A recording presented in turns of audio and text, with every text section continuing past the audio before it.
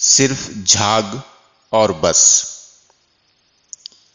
ارناندو تیلیس کا انگریزی افسانہ، انگریزی سے ترجمہ شاہد انور۔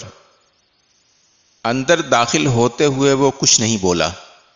میں اپنا استورا تیز کر رہا تھا، اسے پہچانتے ہی میری کپ کپی چھوٹ گئی، لیکن اس نے دھیان نہیں دیا۔ میں استورا تیز کرتا رہا کہ اسے میری حالت کا پتہ نہ چلے۔ استورے کی دھار کو میں نے اپنے انگوٹھے پہ آزمایا اور پھر اسے اوپر اٹھا کر روشنی میں دیکھنے لگا۔ اس نے کارتوس سے بھری پیٹی کو الگ کیا جس سے پستول کا خول لٹک رہا تھا، پیٹی کو دیوار میں لگی کھوٹی سے ٹانگا اور پھر وہیں اپنی فوجی ٹوپی بھی لٹکا دی۔ ٹائی کی گرہ کو ڈھیلا کرتے ہوئے وہ میری جانب مڑا اور بولنے لگا، کیسی سڑی ہوئی گرمی ہے، چلو ذرا داڑھی بنا دو۔ یہ کہتے ہوئے وہ کرسی پہ بیٹھ گیا۔ میں نے اندازہ لگایا 4 دنوں کی بڑھی ہوئی داڑھی تھی کم سے کم، وہی 4 دن جو اس نے ہمارے ساتھیوں کو ڈھونڈنے میں لگائے تھے۔ اس کا چہرہ دھوپ سے سرخ ہو رہا تھا۔ بڑی ہوشیاری کے ساتھ میں صابن پھینٹنے کی تیاری کرنے لگا۔ کچھ ٹکڑوں کو کاٹ کر پیالہ میں جمع کیا، گرم پانی ملایا اور دھیرے دھیرے برش ہلانے لگا۔ فوراً جھاگ تیار ہو گیا۔ وہ بول پڑا، اپنی ٹکڑی کے دوسرے چھوکروں کا شیو بھی اتنا ہی بڑھ گیا ہوگا۔ میں چپ چاپ جھاگ پھینٹتا رہا۔ وہ بولتا رہا، چلو ہمارا کام تو بن گیا۔ ہم نے ان کے سارے لیڈر پکڑ لیے، کچھ زندہ کچھ مردہ۔ خیر جو زندہ ہیں وہ بھی جلد ہی موت کے گھاٹ اتار دیے جائیں گے۔ اب تک کتنے پکڑے جا چکے؟ میں نے پوچھا۔ 14۔ انہیں پکڑنے کے لیے ہمیں گھنے جنگلوں میں گھسنا پڑا۔ کوئی بات نہیں، سارے پکڑ لیے جائیں گے اور ایک بھی زندہ نہیں بچ پائے گا، ایک بھی نہیں۔ میرے ہاتھ میں جھاگ سے بھرا برش دیکھتے ہی وہ کرسی کی پشت سے ٹک گیا۔ ابھی اس کے سینے پر سفید تولیہ بچھانا باقی تھا۔ میرے اندر ہلچل سی مچی ہوئی تھی۔ میں نے دراز سے تولیہ نکالا اور اس کی گردن پر لپیٹ کر باندھ دی۔ اس کی گفتگو جاری تھی۔ شاید وہ یہ سوچ رہا تھا کہ میں بھی اس کی تنظیم کا حمایتی ہوں۔ وہ بولتا رہا، ہم نے جو کچھ کیا اس سے سارے شہر کو ضرور سبق مل گیا ہوگا۔ ہاں، پسینے سے شراب اور اس کی کالی گردن کے نیچے گانٹھ کو ٹھیک کرتے ہوئے میں نے تائید کی، کتنا بڑھیا منظر تھا، ہے نا؟ بہت بڑھیا۔ برش کی طرف مڑتے ہوئے میں نے جواب دیا۔ اس نے تھکے ہوئے انداز میں اپنی آنکھیں بند کر لیں اور صابن کے ٹھنڈے لمس کا انتظار کرنے لگا۔ میں نے پہلے کبھی اسے اتنے قریب سے نہیں دیکھا تھا۔ جس دن اسکول کے میدان میں 4 انقلابیوں کو پھانسی دی جانے والی تھی، اس دن اس شخص نے فرمان جاری کیا تھا کہ یہ منظر دیکھنے کے لیے سارا شہر جمع ہو، اور اسی دن بس ایک لمحہ کے لیے میں اس کے سامنے آیا تھا، لیکن سامنے گوشت کے لوتھڑے پڑے ہوئے تھے اور میں اس شخص کا چہرہ دیکھ نہیں پایا تھا جس نے یہ فرمان جاری کیا تھا، وہی چہرہ جسے میں ابھی اپنے ہاتھوں سے چھونے والا تھا۔ چہرہ بہت برا نہیں تھا اور داڑھی جو اسے عمر سے کہیں زیادہ بزرگ بنا رہی تھی وہ بھی بہت بری نہیں لگ رہی تھی۔ اس کا نام توریس تھا، کیپٹن توریس، ایک جیدار آدمی۔ بھلا اور کون اس بات کا حوصلہ کر سکتا تھا کہ انقلابیوں کو ننگا لٹکایا جائے اور پھر ان کے بدن پر نشانہ بازی کی مشق کرائی جائے۔ میں صابن کی پہلی پرت اس کے چہرہ پر ملنے لگا۔ آنکھیں بند کیے وہ اب بھی بولتا جا رہا تھا۔ ابھی کسی کوشش کے بغیر ہی مجھے فوراً نیند آ سکتی ہے، لیکن آج دوپہر بہت کام کرنا ہے۔ میں نے اپنے ہاتھ روک لیے اور لاپرواہی دکھاتے ہوئے پوچھا، کیا پھر کہیں ٹھائیں ٹھوئیں؟ ہاں، تھوڑی بہت۔ میں دوبارہ اس کی داڑھی پر صابن پھیرنے لگا۔ میرے ہاتھ پھر کانپنے لگے تھے۔ اسے شاید اس کا احساس نہیں ہو سکا تھا اور یہ میرے حق میں اچھا ہی تھا، لیکن اس سے بھی اچھا تو یہ ہوتا کہ وہ میرے پاس آتا ہی نہیں۔ ممکن تھا کہ ہمارے گروپ کے کچھ لوگوں نے اسے یہاں داخل ہوتے ہوئے دیکھ لیا ہو۔ کسی دوست کی چھت کے نیچے کسی دشمن کا موجود ہونا کئی طرح کے شکوک پیدا کرتا ہے۔ مجھے اس کا شیو بنانا تھا، کسی اور شیو کی طرح، احتیاط کے ساتھ، آہستہ آہستہ، اس بات کا دھیان رکھتے ہوئے کہ جلد کے کسی مسام سے خون کا کوئی قطرہ نہ نکلے۔ مجھے پوری طرح محتاط رہنا تھا کہ بال کے چھوٹے لچھوں پر استورا پھسلنے نہ پائے اور داڑھی بن جانے کے بعد اس کی جلد اتنی صاف اور ملائم ہو جائے کہ گال پر الٹا ہاتھ پھیرتے ہوئے کہیں بھی کھردرے پن کا احساس نہ ہو۔ میں خفیہ طور پر ایک انقلابی ضرور تھا، لیکن اس کے ساتھ ساتھ ایک باضمیر حجام بھی تھا، اور مجھے اپنے ہنر پر فخر تھا، جو کہ اس پیشہ میں بہت ضروری ہے۔ میں نے استورا اٹھا لیا، اس کا غلاف الگ کیا، پتی باہر نکالی اور کام شروع کر دیا۔ ایک گال پر نیچے کی جانب استورا آرام سے چلتا رہا۔ اس کی داڑھی کھردری اور سخت تھی، بہت لمبی نہیں مگر گھنی تھی۔ رفتہ رفتہ جلد نظر آنے لگی۔ استورا چلتا رہا، اپنی جانی پہچانی آواز کے ساتھ، اور صابن کا جھاگ بال کی کترن کے ساتھ پتی پر جمع ہوتا رہا۔ استورا صاف کرنے کے لیے میں تھوڑی دیر رکا اور پھر چموٹی اٹھا کر دوبارہ اس کی دھاڑ تیز کرنے لگا۔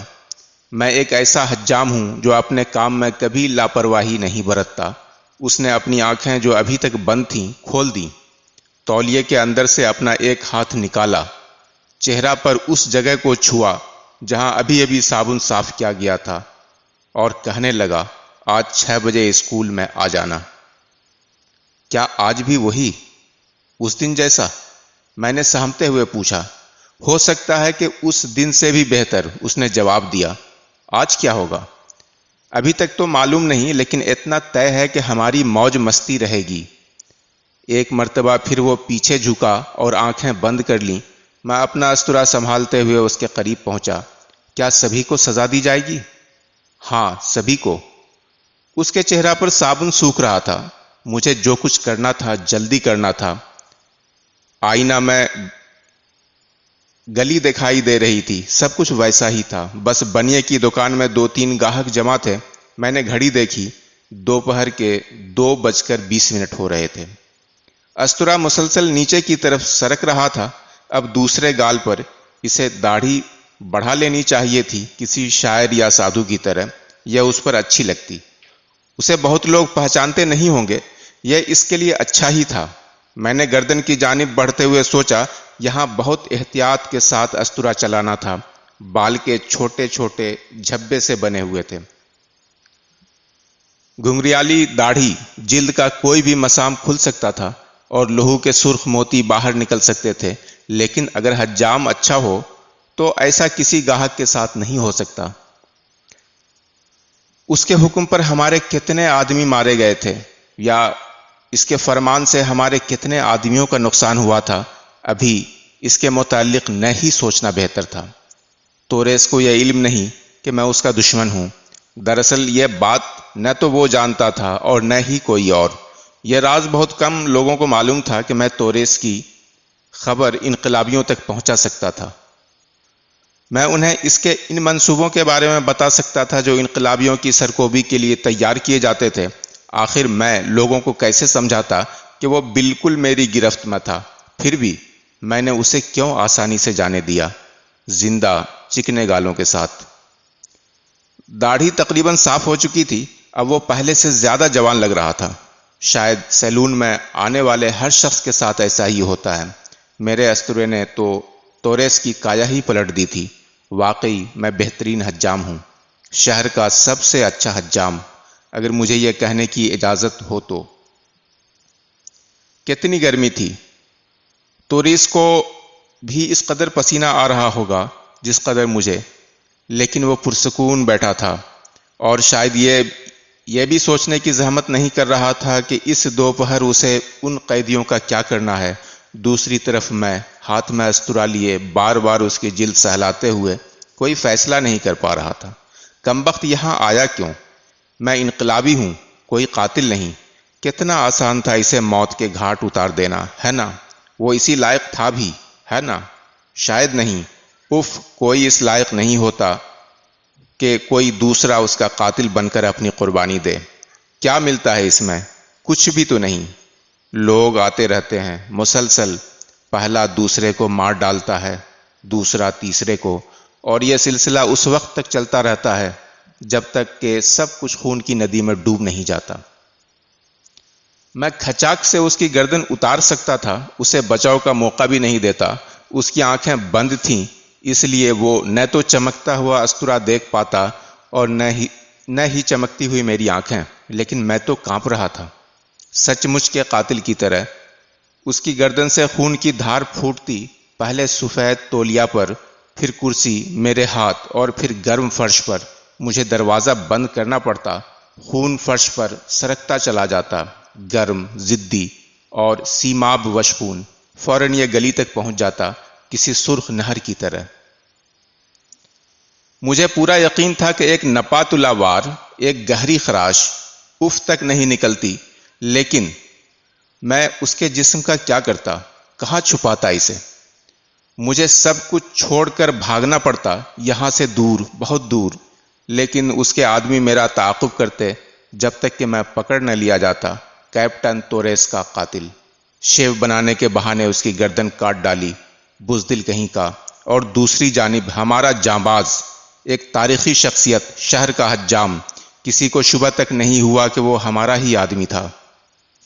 قائد یا قاتل، میری قسمت اسی استورے کی دھار پر ٹکی تھی۔ میں اپنے ہاتھ کو تھوڑا گھما سکتا تھا، استرے کو تھوڑا اور زور سے دبا سکتا تھا، اس کی کھال میں اتر جاتی، پھر تو چمڑی اس طرح چھلتی چلی جاتی جیسے ریشم یا ربڑ۔ آدمی کی کھال سے زیادہ نرم کچھ نہیں ہوتا، اور وہاں ہمیشہ لہو موجود رہتا ہے، کسی بھی وقت باہر نکل پڑنے کو تیار۔ مگر میں اپنے ہاتھ خون سے نہیں رنگنا چاہتا تھا، مجھے تو بس جھاگ چاہیے تھا اور کچھ نہیں۔ آپ غازی ہیں اور میں ایک معمولی حجام، اور دنیا میں ہر آدمی کا اپنا اپنا مقام ہے۔ اب اس کی ٹھڈی بالکل صاف اور چکنی ہو چکی تھی۔ وہ اٹھ کر بیٹھ گیا اور اپنی شکل آئینے میں دیکھنے لگا۔ اس نے اپنا ہاتھ چہرہ پر پھیرا اور ایسی تازگی محسوس کی جیسے سب کچھ نیا ہو گیا ہو۔ شکریہ، اس نے کہا۔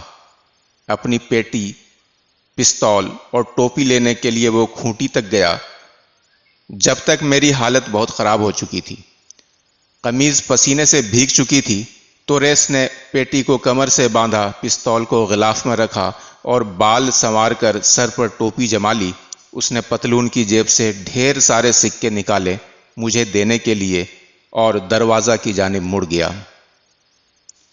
دروازہ کے پاس پہنچ کر وہ ایک وقفہ کے لیے رکا اور بولنے لگا، میرے سبھی آدمی کہتے تھے کہ تم مجھے چھوڑو گے نہیں۔ وہ کتنا صحیح کہتے ہیں یہ دیکھنے کے لیے میں خود تمہارے پاس چلا آیا، لیکن کسی کی جان لینا اتنا سہل بھی نہیں۔ کیوں، سچ کہہ رہا ہوں نا؟ یہ کہتے ہوئے وہ مڑا اور باہر نکل گیا۔